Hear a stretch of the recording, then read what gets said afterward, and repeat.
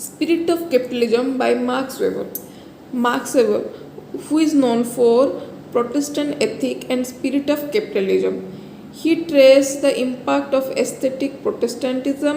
Aesthetic Protestantism का मतलब क्या होता है ना, जिसको हम पसंद नहीं करते उसके बारे में विद्रोह करना, विवाद में लेना, उसे क्या कहते हैं, प्रोटेस्टेंटिज्म. तो एस्थेटिक प्रोटेस्टेंटिज्म का मतलब क्या है ना, तपस्वीवाद को विवाद में लेना और उसके बारे में विद्रोह करना को क्या कहते हैं ना, एस्थेटिक प्रोटेस्टेंटिज्म. देन कैल्विनिज्म का मतलब क्या होता है ना, John Calvin and his disciples supports the Christian theology ideology which is known as Calvinism. उनका जो थियोरी है, उनका जो थियोलॉजिकल प्रोस्पेक्टिव है, उसे क्या कहते हैं ना, कैल्विनिज्म कहते हैं. स्पिरिट ऑफ कैपिटलिज्म, मैं उसके बारे में एलाबोरेट करूँगी, पर शॉर्ट फॉर्म में अगर मैं बताऊंगी तो क्या होता है स्पिरिट ऑफ कैपिटलिज्म ना, something which is in background, उसे क्या कहते हैं ना, स्पिरिट ऑफ कैपिटलिज्म का मतलब क्या होता है, स्पिरिट ऑफ कैपिटलिज्म मतलब ये होता है कि something which supports capitalism. Okay. Then he compared sociology as a comprehensive science of social action.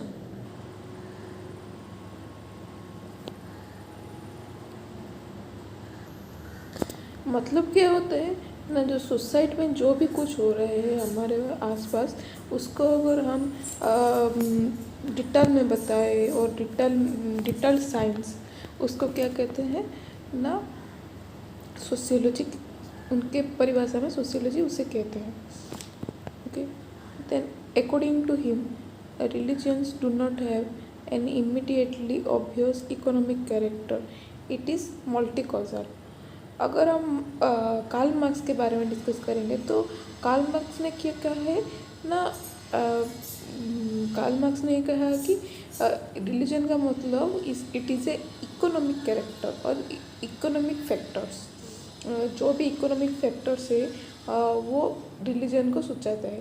पर according to Weber it's multi causal. एक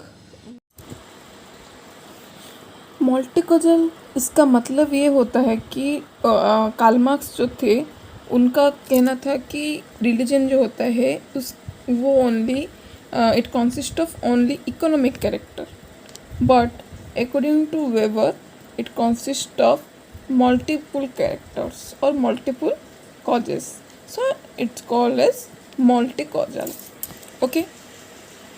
देन ये जो पैराग्राफ है, अगर हम इसको समराइज करेंगे तो यहाँ पर ये लिखा गया है कि वेबर जो थे, उनका जो आइडियोलॉजी था, उनका जो थियोलॉजी था, उनका जो मेथोडोलॉजी था, वो आइडियल टाइप था and it consist of causal relationship.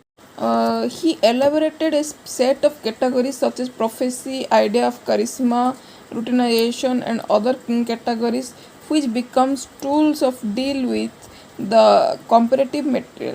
मतलब वो उनके बुक में वो प्रोफेसी, आइडिया ऑफ करिश्मा, रूटिनाइजेशन, इसके बारे में भी डिस्कस किए हैं और वो इसको बिलीव भी करते थे. Okay. Then he did not directly link the ideal system of the Protestant ethics to the structure of capitalist system. Instead, he was content to link the Protestant ethics to another system of ideas which is known as spirit of capitalism. मतलब वो Protestant ethics के ideal type system है, उनको वो किसके साथ link नहीं किए थे ना, structure of capitalist system. Okay. वो उसको एक अलग सिस्टम बनाए और उसको क्या नाम दिया, spirit of capitalism. Okay. Then we discuss about the origin of spirit of capitalism. Okay. इसका मतलब है पूंजीवाद का जन्म कैसे हुआ था. Okay. For establishing the role of religious ethics in the development of Western capitalism, Weber first tries to identify the spirit of capitalism. He felt behind the development of Western capitalism there underlies a philosophy or spirit which is different from the other system of money making. इसका मतलब ये है कि जो western capitalism है उसको विकास के स्तर पर लाने के लिए, उसको डेवलप करने के लिए जो रिलीजियस एथिक्स का रोल होता है वो रिसर्च कर रहे थे. बेवर ने रिसर्च कर रहे थे उस टाइम. उन्होंने ये देखा कि जो वेस्टर्न कैपिटलिज्म का डेवलपमेंट है उसके पीछे जो फिलोसफी है, जो स्पिरिट है, वो other system of money making से थोड़ा डिफरेंट है. ओके उसको वो 3 टाइप्स में डिवाइड किए थे. फर्स्ट है क्या, the devotion of amassing wealth and profit beyond the personal needs of individual.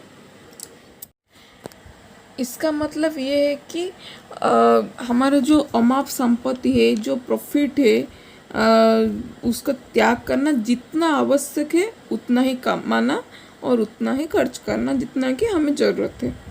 Okay The commitment to on live tall and work coupled with self denial.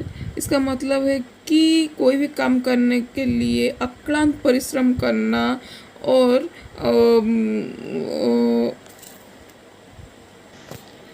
बिना अवकाश लिए और छुट्टी लिए कोई भी काम हो तो उसे पक्के इरादे से करना. इसे क्या कहते हैं, the commitment to on live toll and work coupled with self denial. Okay उसके बाद आता है the avoidance of the use of wealth for purposes of personal enjoyment. व्यक्तिगत आनंद के लिए अपना जो संपत्ति है उसे खर्च मत करना, हो सके तो उससे हमारा देश के प्रगति के लिए इस्तेमाल करना.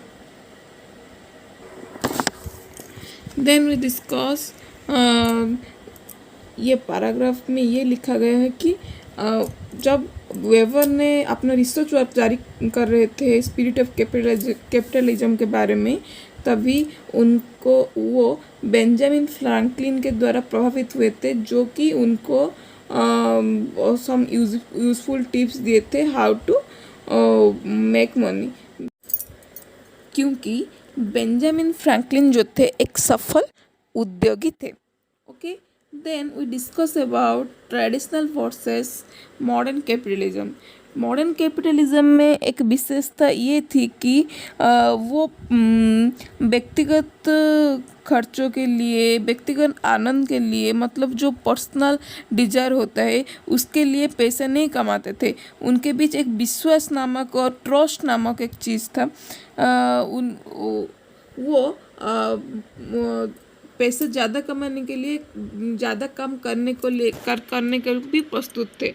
पर जो ट्रेडिशनल कैपिटलिज्म, जो कि पारंपरिक पूंजीवादी थे, वो उनका कहना था कि वो ज़्यादा काम इनकम कर ज़्यादा अर्निंग और ज़्यादा इनकम करने को पसंद नहीं करते थे. वो लेस वर्क को प्रिफर करते थे. ओके इसमें ये लिखा गया है. Then we discuss about aesthetic Protestantism and capitalism. वो इसका मतलब क्या है ना, तपस्वी बात को विरोध करना. वेबर जब इसके बारे में डिस्कस कर रहे थे उनको ये पता चला कि ये 4 टाइप का होता है, 4 प्रकार का होता है. फर्स्ट आता है कैल्विनिज्म, उसके बाद आता है मेथोडिज्म, उसके बाद पाइटिज्म, उसके बाद बैप्टिस्ट सेक्ट्स. ये जो 4 है वो क्रिश्चियन के मुक्ति के मार्ग है. Okay Then Weber identified as the center of the Calvinist religious reform a body of ideas which is known as doctrine of predestination, which was based on some essential decrees.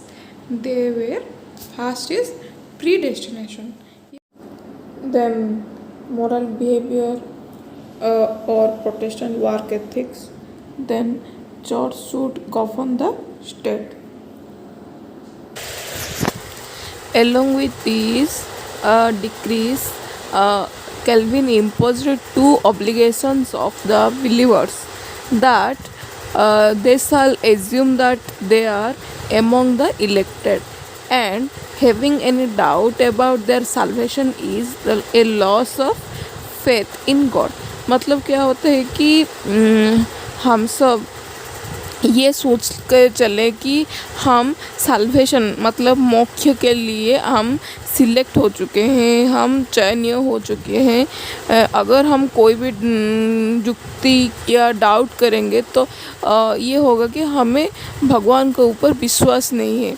इसीलिए ये कहा गया कि भगवान के अगर भरोसा रखें और मोक्ष प्राप्ति के लिए कभी भी भगवान को समक्ष प्रार्थना या प्रयास मत करें, अपना कर्तव्य सही तरह से करें, क्योंकि God has already preordains who is to obtain salvation. मतलब भगवान ऑलरेडी डिसाइड कर चुके हैं कोई कौन साल्वेशन पाएगा, मोक्ष पाएगा, कौन नहीं पाएगा। अगर हम अपने डेस्टिनी को चेंज भी करना चाहे तो चेंज नहीं कर सकते। और यहाँ पर वेबर ये भी कहा है कि God is a supreme power. God भगवान सर्वश्रेष्ठ होते हैं, हम उनके वो हमारे पास या हम उनके पास इतने जल्दी पहुंचा नहीं सकते। Okay, then discuss about other worldly and inner worldly aestheticism. ये जो दोनों प्रकार के एस्थेटिसिज्म है ये संसार को त्याग करते हैं, परंतु अलग अलग रीजन के वजह से त्याग करना चाहते हैं। जो अदर वर्ल्डली एस्थेटिज्म है ये इसका क्या रोल है ना, ये संसार को परित्याग करता है और साल्वेशन पाने के लिए अक्लांत परिश्रम करता है। और इनर वर्ल्डली एस्थेटिसिज्म में क्या होता है ना, वो संसार में रहकर एस्थेटिसिज्म और मोक्ष पाना चाहता है, क्योंकि ये सोचता है कि संसार में रहना, संसार में जो हमारा कर्तव्य है, दायित्व ये निभाना मोक्ष गति के ओर हमें लेकर जाएगा। ओके, यहाँ डिटेल में लिखा गया है, थोड़ा पढ़ लेना तो समझ में आ जाएगा। Then relating the concept of calling to capitalism. इसका मतलब क्या है ना, कंसेप्ट ऑफ कॉलिंग का मतलब ये होता है व्यावसायिक अवधारणा। कोई भी बिजनेस स्टार्ट करने को क्या कहते हैं, व्यावसायिक अवधारणा। टू कैपिटलिज्म मतलब पूंजीवाद विचारों में व्यावसायिक अवधारणा का महत्व क्या होता है, रिलेशन क्या होता है। ओके, जो कॉन्सेप्ट ऑफ कॉलिंग है ये कहाँ से आया है ना, मध्ययुगी कैथोलिक वर्ग से आया है। ओके, जिसका अर्थ है जीवन कार्य मतलब लाइफ टास्क। किसी भी व्यवसाय के रूप में ईश्वर की सेवा का आह्वान करना और खुद को समर्पित कर देना इस धर्म का मान्यता है।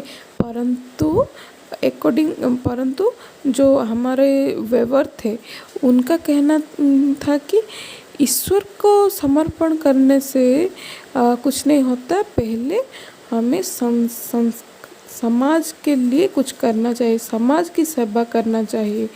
ओके, ये रहा द स्पिरिट ऑफ कैपिटलिज्म।